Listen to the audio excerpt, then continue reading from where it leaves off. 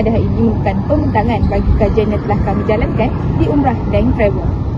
Kajian ini memfokuskan kepada etika profesionalisme, integriti serta adab pekerja ketika berurusan dengan orang awam dan dalam sebuah organisasi. Kajian ini dijalankan untuk melihat sejauh mana nilai profesionalisme dan etika dalam persekitaran pekerjaan di samping memahami kepentingan integriti dalam memastikan kepercayaan masyarakat terhadap organisasi sentiasa terjaga. Selain itu, kami juga ingin mengetahui bagaimana layanan komunikasi yang baik dapat memberi kesan positif kepada pelanggan serta kepada orang awam. Hasil daripada temu ramah yang dijalankan, kami memperoleh pelbagai maklumat dan pandangan yang menarik berkaitan isu yang dikaji. Oleh itu, jom kita sama-sama ke bahagian dapatan. Antara soalan yang diajukan kepada responden iaitu adalah apakah maksud etika di tempat kerja. Beliau mengatakan etika merupakan satu sikap ataupun tata cara tingkah laku di tempat kerja dengan mengamalkan sikap-sikap seperti sopan santun, toleransi dan berbudi bahasa ketika berurusan di pejabat, tidak kira bersama rakan sekerja ataupun orang awam yang hadir ke pejabat. Selain itu, soalan yang diajukan adalah berkaitan tentang bagaimanakah cara mengelakkan penyalahgunaan kuasa di tempat kerja. Beliau menitik beratkan bahawa sifat jujur dan amanah perlu ada dalam diri setiap pekerja, walaupun manusia tidak melihat, tetapi beliau mengatakan Allah SWT sentiasa memerhati. Selain itu, soalan yang diajukan adalah berkaitan adab dan etika terhadap orang awam, iaitu mengapa kita perlu menghormati semua orang tanpa mengira latar belakang. Beliau mengatakan bahawa setiap manusia di sisi Allah adalah sama, tiada perbezaan, maka setiap layanan manusia terhadap manusia lain adalah sama, tiada perbezaan, kerana Allah sahaja yang menilai setiap peribadi kita. Soalan saya pada responden ialah apakah cara terbaik untuk memastikan pekerja ini sentiasa jujur dan berintegriti. Berdasarkan jawapan responden saya, sebenarnya saya dapat simpulkanlah bahawa mesej utama beliau ni sebenarnya lebih kepada aspek integriti dalam sesebuah organisasi itu dan juga bagaimana kuasa itu digunakan di sesebuah tempat kerja itu. Pertama sekali, responden saya ni ada tekankan bahawa cara seorang melihat sesuatu tu bergantung pada kedudukan dia dalam sesebuah organisasi tu. Contoh kita ada orang atasan dan orang bawahan. Mereka mungkin sebenarnya lihat situasi tu, situasi yang sama tapi dengan pandangan yang berbeza. Jadi macam kita tak boleh teruslah judge ataupun menilai sesuatu perkara tu tanpa kita faham keadaan sebenar tu macam mana. Seterusnya responden saya juga ada menjelaskanlah bahawa integriti tu bukan sekadar kita ikut peraturan je, tapi lebih kepada kesedaran diri untuk kita buat perkara yang betul walaupun tak ada orang tengok. Dalam konteks penyalahgunaan kuasa ni, benda ni sangat penting lah sebab orang kata kalau seseorang tu tak ada integriti, dia boleh guna kuasa yang dia ada tu mungkin untuk kepentingan diri dia sendiri. Dan saya juga sebenarnya ada menyentuh pasal pemimpin, peranan seorang pemimpin. Kalau pemimpin ni dia jujur, adil dan berintegriti, maka budaya dalam kerja tu pun mungkin akan jadi lebih baik. Tapi kalau sebaliknya, itu yang boleh menyebabkan berlakunya penyalahgunaan kuasa dan masalah dalam organisasi akan timbul lah. Responden saya juga ada cakap lah, kita ni jangan terlalu cepat menghukum satu perkara tu. Kadang-kadang kita kena faham dulu situasi sebenar sebelum kita buat sebarang spekulasi. Sebab ni penting lah supaya kita ni tak salah tafsir ataupun tuduh orang tanpa sebab yang jelas. Dan kerja ni pun bukan sekadar orang kata untuk cari duit semata-mata, tapi sebenarnya ia ni proses untuk membentuk diri kita ni jadi lebih bertanggungjawab, amanah dan beretika. Secara keseluruhannya daripada jawapan responden saya ni, saya dapat lihat bahawa integriti ni sangat penting untuk mengelakkan penyalahgunaan kuasa, dan pemimpin ni memainkan peranan yang sangat besar dalam sesebuah organisasi supaya dia boleh membentuk budaya kerja yang lebih baik dalam organisasi itu sendiri. Berdasarkan temu bual yang kita orang dah buat, saya dapati isu salah guna kuasa dengan sikap tidak amanah dalam organisasi pejabat ni memang still lagi berlaku, terutamanya melibatkan duit ataupun kewangan. Macam contoh kan, ada pekerja yang gunakan duit organisasi pejabat tu untuk kepentingan diri sendiri, buat tuntutan palsu atau ambil wang tanpa kebenaran. Kesan daripada perbuatan tu boleh menyebabkan organisasi pejabat tu rugi, pekerja lain pun hilang kepercayaan dan nama organisasi pun boleh terjejas. Benda ini menunjukkan akhlak yang kurang baik. Sebab apa? Sebab sebagai pekerja, kita sepatutnya bersikap amanah dan jujur dalam menjalankan tanggungjawab yang telah dipertugaskan. Dalam Islam pun ada dijelaskan bahawa setiap perbuatan walaupun sebesar satu zarah pun tetap akan diperhitungkan oleh Allah. Jadi walaupun kita rasa kesalahan tu kecil, sebenarnya tetap salah dan berdosa. Sebab tu kita perlulah sentiasa menjaga akhlak, bersikap amanah dan bertanggungjawab dalam pekerjaan supaya suasana kerja menjadi lebih baik dan diberkati oleh Allah. Saya Muhammad Ikram bin Abdul Razak akan menerangkan tentang dua golongan manusia yang terdapat di dalam alam pekerjaan. Okey, golongan pertama iaitu golongan yang bekerja kerana Allah SWT. Golongan ini bekerja dengan niat mencari rezeki yang halal, membantu keluarga dan menjalankan amanah dengan jujur. Bagi mereka, pekerjaan bukan sekadar untuk mendapatkan gaji, tetapi ianya juga merupakan satu ibadah. Oleh sebab itu, mereka menjaga akhlak, tidak menipu dan tetap mengutamakan kewajipan agama walaupun sibuk bekerja. Seterusnya iaitu golongan kedua, golongan yang bekerja hanya semata-mata kerana duit.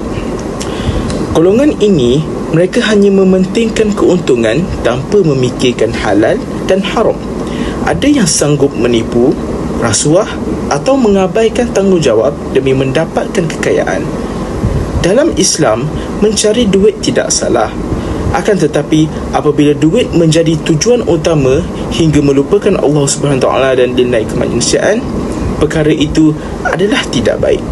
Jadi, kesimpulannya, Islam mengajar kita supaya bekerja dengan niat kerana Allah SWT, mencari rezeki yang halal dan melakukan pekerjaan dengan amanah agar mendapat keberkatan hidup di dunia dan di akhirat. Berdasarkan dapatan pelajar kami yang kami dapat dilihat bahawa pematuhan masa sahaja tidak mencukupi tanpa disertai kecekapan dan tanggungjawab dalam melaksanakan tugas. Jika pekerja dalam organisasi pejabat tidak mematuhi masa, kesannya boleh menjejaskan kelancaran operasi organisasi tersebut. Antaranya, kerja akan tertangguh kerana urusan tidak dapat diselesaikan mengikut jadual yang ditetapkan, sekaligus menyebabkan sistem pentadbiran menjadi tidak sistematik dan efisien. Selain itu, ketidakhadiran dan kelewatan pekerja boleh mengganggu aliran kerja dan menyebabkan beban tugas terpaksa dipikul oleh pekerja lain. Situasi ini juga boleh menurunkan semangat kerja dalam kalangan ahli organisasi kerana wujudnya ketidakseimbangan tanggungjawab. Lebih membimbangkan jika budaya tidak menempati masa menjadi kebiasaan dalam organisasi pejabat.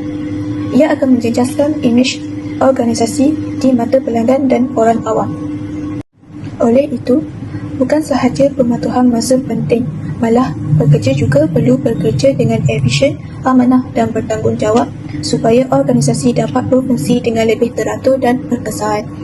Apa yang saya dapat simpulkan daripada perbuatan tersebut adalah komunikasi yang sopan di pejabat terhadap masyarakat akan menjaga nama baik syarikat. Hal ini kerana pekerja merupakan cermin kepada sesebuah syarikat. Selain itu, komunikasi yang sopan terhadap masyarakat akan memudahkan kerja. Hal ini kerana apabila penggunaan bahasa yang lembut akan memudahkan masyarakat untuk memahami prosedur yang diperlukan sekaligus dapat mengelakkan salah faham. Kepentingan menjaga adab dan etika dalam perkhidmatan pengurusan pejabat dapat meningkatkan imej organisasi dan juga kepercayaan orang awam. Pekerja yang bersopan santun, mesra dan bertanggungjawab akan memberikan layanan yang lebih baik kepada pelanggan. Selain itu, adab dan etika yang baik juga dapat membantu melancarkan urusan kerja serta mengurangkan salah faham. Secara tidak langsung, ia